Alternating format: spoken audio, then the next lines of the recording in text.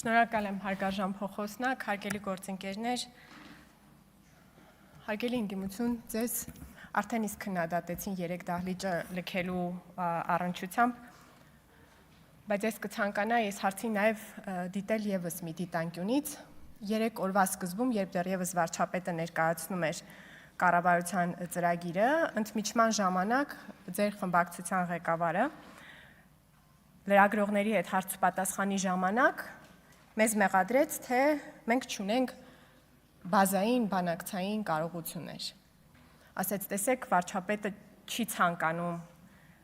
եւ քաղաքականությունը վարել, նա ցանկանում է կամ քաղաքականությունը վարել, երբեմն նաև օգտագործում է, սրում է հարաբերությունները, արտահայտությունը, ինչ որ բանակցությունների մասին պատկերացումներ ունի, որը չի տեսնում մեր մեջ։ Հետո վերադարձակ դահլիճ եւ ակնհայտ դարձավ, որ այս ամբիոնից մեզնից ցանկացած մեկը կարող է ձեզ ստիպել սկզբում սեղանին խփել, իսկ մի քանի անգամ դա անելուց հետո, քանի որ հասկանում եք, որ կառավարվում եք այստեղ խոսացող մարդու կողմից, հնարավոր է ձեզ պարզապես դահլիճից դուրս հանել։ Ուր են կորչում ձեր բանակցային ունակությունները այդ պահերին։ Ոնց եք պատրաստվում, էլի, դուք օրինակ հանդես եք գալիս, որ տենց ռազմավարական համբերություն ունեք, կարող եք մեծ պետությունների հետ, փոքր պետությունների հետ ավելի լավ բանակցեք, քան մենք։ Բայց մի իրավիճակ է Հայաստանի Հանրապետության ազգային ժողովում եւ հնարավոր է այնպես անել, որ դուք ձեր աթոռից վեր կենաք, գնաք։ Այստեղ կանգնած մարդը կարա այդպիսի բան ձեզ հետ անի։ Բա ո՞նց եք բանակցությունների դուք մասնակցելու այդ պարագայում, այստեղ ձեր գործընկերներից մեկն էլ էր ասում, կոճակների տեղը մենք էլ գիտենք եւ այլն, հարցը իմանալը չի, հարցը դիմացինին թույլ չտալն է այդ կոճակներին սեղմել, հարված ընդունել։ Հետո մյուս արդեն ճեպազրույցում հարցնում են, ասում են, լավ, իսկ անկլավների հարցը դուք ո՞նց կբանակցեիք։ Եվս մի հանճարեղ մոտեցում այդտեղ է դրսևորում, ասում է Ադրբեջանը պետք է նախ եւ առաջ վերադարձնի մեր հողերը, որպիսի ապացուցի, որ ազնիվ է խաղաղության օրակարգում։ Այսպես են բանակցություններ վարում, գնում են, նստում են բանակցային սեղանում, ասում են դու նախ եւ առաջ պիտի ապացուցես, որ անկեղծ ես, նախ եւ առաջ վերադարձնես մեր հողերը։ Այսինքն դելիմիտացիան, դեմարկացիան դնում ենք մի կողմ, կողքի պետության առջև դնում ենք նախապայման, որ նախ եւ առաջ պիտի վերադարձնի հողերը, որպիսի ապացուցի, որ խաղաղության օրակարգում ազնիվ է։ Ու դրանից հետո ինչ եք ակնկալում, որ մյուս երկիրը ինչ է անելու։ Ես գիտեմ։ Դրանից հետո մյուս երկիրը ինչ որ մի բան է ասելու, որը դուք համարելու եք, որ ձեր կոճակներին սեղմեցի։ Դուք դուրս եք գալու այդ բանակցությունների սենյակից, գնալու եք երաշխավորի մոտ։ Մի խանգարեք ձեր գործընկերոջը, թողեք իմ ելույթը լսի։ Երկրորդ, վերադառնանք այսօրվա թեմային Եվրոպական միություն։ Երեք ես մի քանի անգամ փորձում եմ այս միտքը ձեր տարբեր տեխնացուներին տեղ հասցնել, բայց չի ստացվում։ Միտքը հետևյալն է, որ չեք կարող դուք առաջարկել, որ Հայաստանը անվերջ բարձր արժեքներից, մարդու իրավունքներ, ժողովրդավարություն, ժողովրդավարական ինստիտուտներ, այս ամեն ինչի մասին սենց բաղձանքով նայի դեպի արևմուտք, ինչը դուք անում եք, համաձայն եք, ասում եք, այո, այնտեղի ինստիտուտները պետք է տեղայնացվեն, այնտեղի կենսակերպից ենք ուզում բարեկեցության դիտանկյունից։ Հետո անվտանգության, տնտեսության հարցերում ասեք, որ կան տարածաշրջանային ռեալիաներ, ռեալ պոլիտիկ, եւ սրա օրինակը էլի ձեր խմբակցության ղեկավարն է երեք տվել այդ լրագրողների հետ շփման ժամանակ, նրան հարցրեցին, ասեցին, վարչապետ Փաշինյանը ասել է, որ բանակը անվտանգության առանցքային, բայց վերջին գիծն է,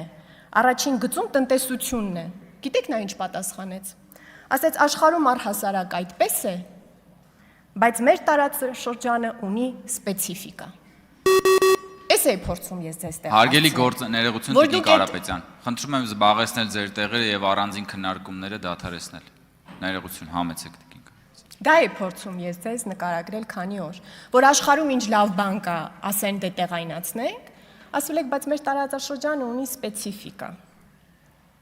Չի ստացվելու։ Այդ բանը, որ մոտեցումը որն է, դուք այստեղ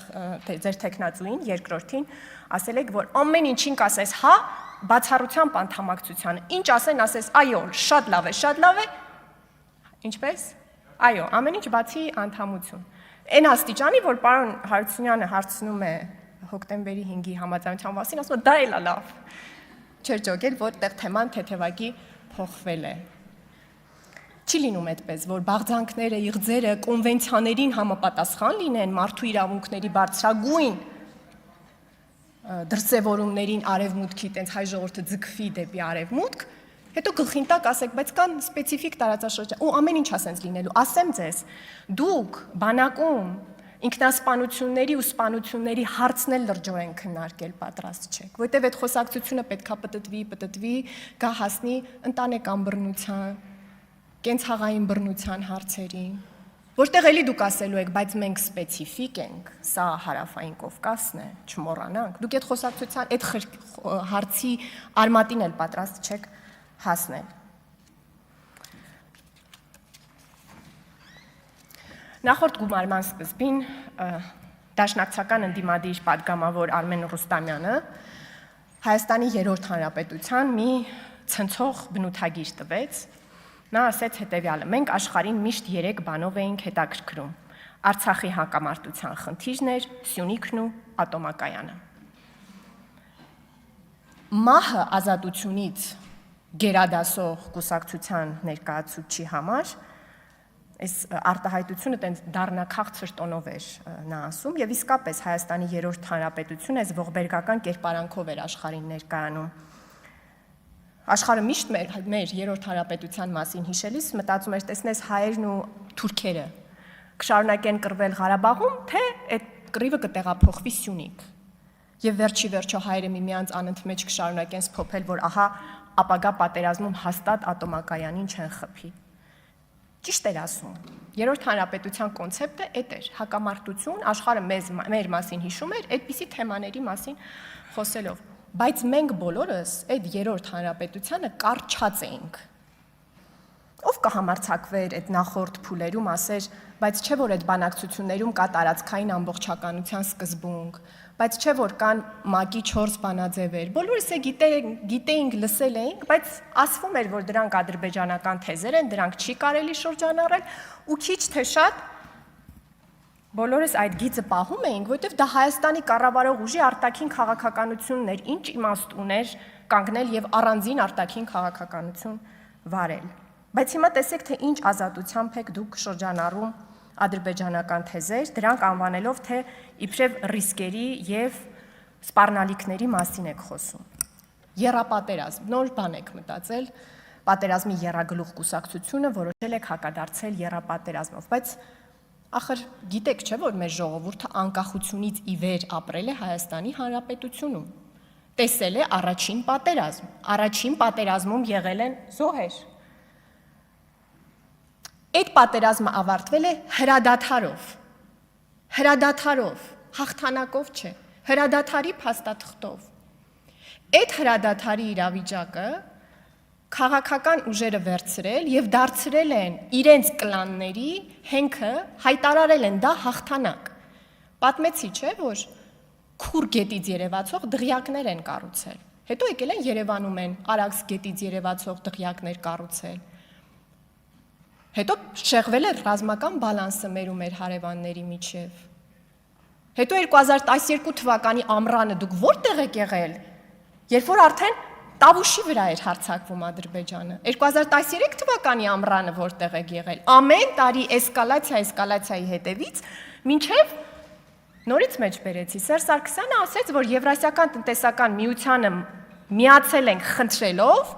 Ուկրաինան կանխելու նպատակով։ Հետո եղել է 2016 թվականի քառորյա պատերազմը։ Այդ ականները մեր պետության տակ դրված պայթել են ու պայթել ամբողջ մեր անկախության շրջանում, որովհետև նախագիծը այդպիսին է եղել, որ խորհրդային միությունը փլուզվելիս իր իսկ վերականգնման նախադրյալները տեղադրել է անկախ հանրապետությունների ներքո, որպիսի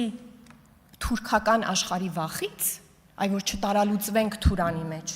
մենք վերադառնանք ու փոխարենը տարալուծվենք միութենական պետության մեջ, բայց հրաշք տեղի ունեցավ։ Հայաստանի Հանրապետության ժողովուրդը 2021 թվականին առանց ձայն ծպտուն հանելու լուր բոլորիցը թաքուն գնաց ընտրատեղամաս եւ ձեզ անակնկալ մատուցեց, ասելով, որ չի խենթանալու մեզ պատած արհավիրքից ու Հայաստանի Հանրապետությունը փրկելու է այդ պատմական ճակատագրից։ Շնորհակալ եմ։ Հավանիր տեսանյութը եւ բաժանորդագրվիր նորությունները բաց չթողնելու համար։